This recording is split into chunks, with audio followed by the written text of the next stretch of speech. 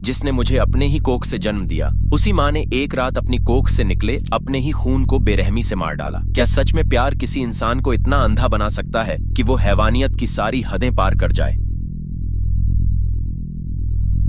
उस रात राजस्थान के अलवर शहर में कुछ ऐसा हुआ जिसे सुनकर आपकी रूह कांप जाएगी।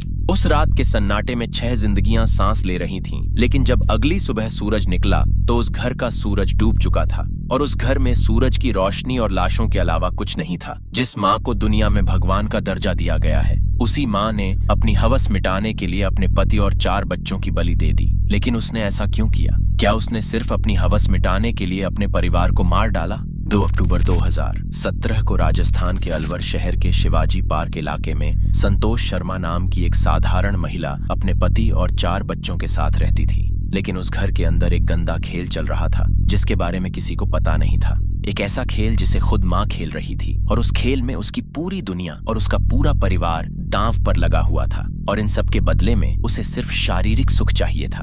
दरअसल ये सब तब शुरू हुआ जब संतोष शर्मा की शादी रवि शर्मा से हुई तो वो बिल्कुल भी खुश नहीं थी, क्योंकि ये शादी उसके घर वालों ने उसकी मर्जी के खिलाफ की थी। फिर शादी के कुछ साल बाद संतोष शर्मा और रवि शर्मा के 3 बच्चे हुए, 3 लड़के। संतोष के 3 बच्चों के साथ उसका एक भतीजा भी था जिसे रवि शर्मा के भाई ने उसके पास भेज दिया ताकि वो अच्छे स्कूल में पढ़ सके।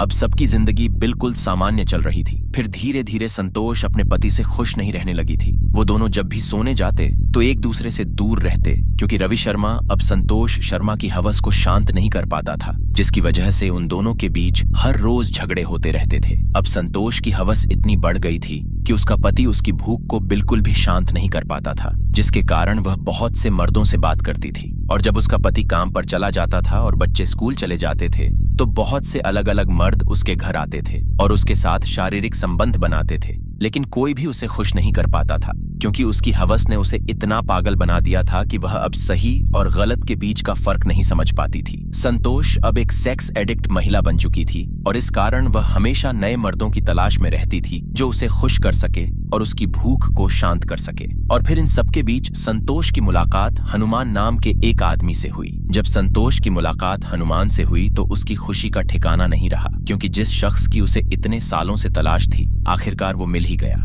अब दोनों के बीच बातें होने लगी। संतोष अब छुप छुप कर हनुमान से मिलने जाती थी। जैसे संतोष शर्मा के शरीर में आग लगी थी, वैसे ही हनुमान के शरीर में भी आग लगी हुई थी और दोनों की शारीरिक आग ने दोनों को एक दूसरे के करीब ला दिया और जल्द ही दोनों एक दूसरे की शारीरिक जरूरतों को पूरा करने लगे। हनुमान ने संतोष शर्मा को वो शारीरिक सुख दिया जिसकी उसे सालों से तलाश थी, क्योंकि वो हमेशा ऐसे मर्द की तलाश में रहती थी जो उसकी हवस को पूरी तरह से शांत कर सके। फिर कई बार शारीरिक संबंध बनाने के लिए संतोष हनुमान से प्यार करने लगी और उसे अपना प्रेमी बना लिया ताकि उसकी हवस पूरी हो सके। लेकिन अब संतोष की हवस दिन ब दिन बढ़ती जा रही थी और वो हनुमान से अक्सर मिल नहीं पाती थी, क्योंकि उसका पति अब घर पर ही रहने लगा था। इस वजह से संतोष चिढ़ने लगी थी और उसके लिए तड़पने लगी थी। संतोष के लिए दिन ब दिन हनुमान के बिना रहना मुश्किल होते जा रहा था, क्योंकि अब उसकी हवस भी बढ़ गई थी और वो अपने प्रेमी हनुमान से मिल नहीं पा रही थी। और इन सब वजहों से संतोष के दिमाग में एक खतरनाक ख्याल आया। संतोष सोचने लगी कि अगर वो अपने परिवार को अपने रास्ते से हटा दे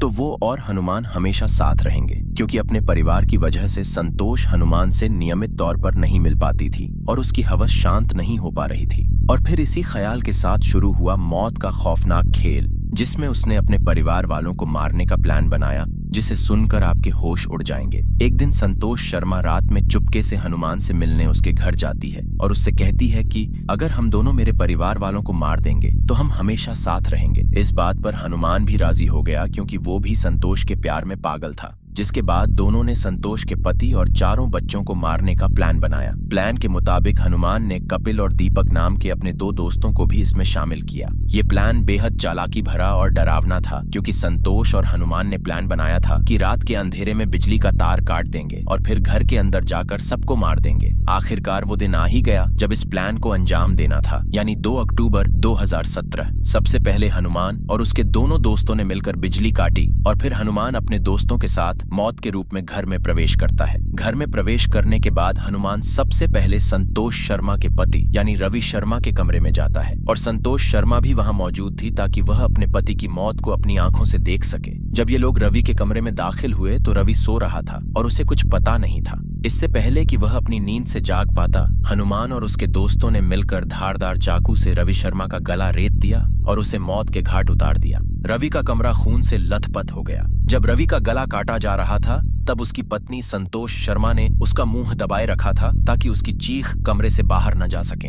अब संतोष अपने पति की हत्या करने के बाद अपने प्रेमी हनुमान और उसके दोस्तों के साथ अपने बच्चों के कमरे में जाती है और देखती है कि उसके तीनों बेटे गहरी नींद में सो रहे हैं। अब उस घर में सिर्फ एक ही शख्स बचा था, वो था रवि शर्मा का भतीजा, जिसे संतोष और हनुमान ने बड़ी बेरहमी से मार डाला। हनुमान ने उसका गला रेत दिया, उसके हाथ काट दिए और उसकी आंखें भी फोड़ दी। फिर पूरा घर खून से भर गया, हर तरफ सिर्फ खून ही खून था। संतोष और हनुमान को लगा कि सब कुछ उनकी प्लान के मुताबिक हो रहा है, इसलिए संतोष ने हनुमान के दोनों दोस्तों को पैसे दिए और अपनी स्कूटी भी दे दी ताकि वो भाग जाएं और किसी के हाथ न लगें। ये सब करने के बाद संतोष शर्मा घबराकर पुलिस को फोन करती है और रोते हुए कहती है कि किसी ने मेरे पूरे परिवार को मार दिया है। ये सुनते ही पुलिस उसके घर पहुंचती है और जांच शुरू करती है। जांच करते वक्त पुलिस को घर में अजीब सा महसूस होता है, क्योंकि घर में सब कुछ ज्यादा ही परफेक्ट लग रहा था। घर में कोई चोरी या लूटपाट नहीं हुई है, ना ही किसी के दरवाजे से जबरदस्ती घुसने का कोई निशान है।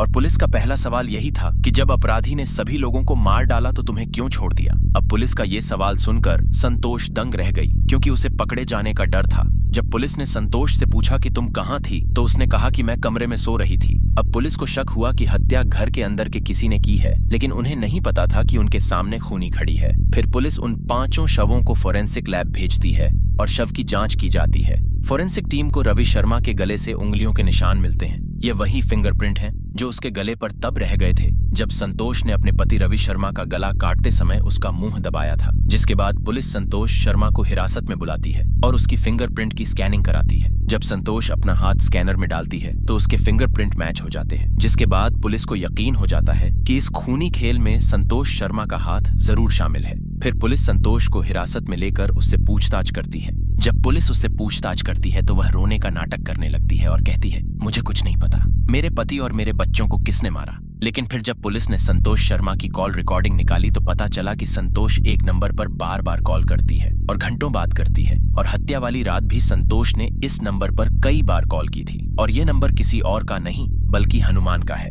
पुलिस के पास अभी भी संतोष और हनुमान को गिरफ्तार करने के लिए कोई ठोस सबूत नहीं था, लेकिन जब उन्होंने आसपास के घरों में लगे सीसीटीवी कैमरे की फुटेज देखी तो सब कुछ साफ हो गया। संतोष अब बुरी तरह फंस चुकी थी। पुलिस ने जब उसके सामने भारी मात्रा में सबूत रखे तो उसने अपना जुर्म कबूल कर लिया और बताया कि वह अपने पति और बच्चों से काफी परेशान थी और अपने प्रेमी हनुमान के साथ नई जिंदगी शुरू करना चाहती थी, जिसके चलते उसने इतना खौफनाक कदम उठाया और अपने पूरे परिवार को मार डाला। यह सब सुनने के बाद पुलिस हनुमान के फोन लोकेशन को ट्रैक करती है और उसे पकड़ लेती है। इसके साथ ही उसके 2 दोस्तों कपिल और दीपक को भी गिरफ्तार कर कोर्ट में पेश करती है। कोर्ट में इन सभी को उम्र कैद और फांसी की सजा सुनाई गई और ये सभी अभी भी जेल में हैं। संतोष शर्मा अब अपनी पूरी जिंदगी उसी प्यार के लिए जेल में बिताएगी जो असल में मौत से भी बेहतर था, क्योंकि कभी कभी प्यार का रंग इतना गहरा हो जाता है कि खून का रंग भी फीका पड़ने लगता है। एक औरत जिसने एक माँ, एक पत्नी और एक इंसान होने की सारी हदें पार कर दी और अपना खून बहाने से भी नहीं रुकी।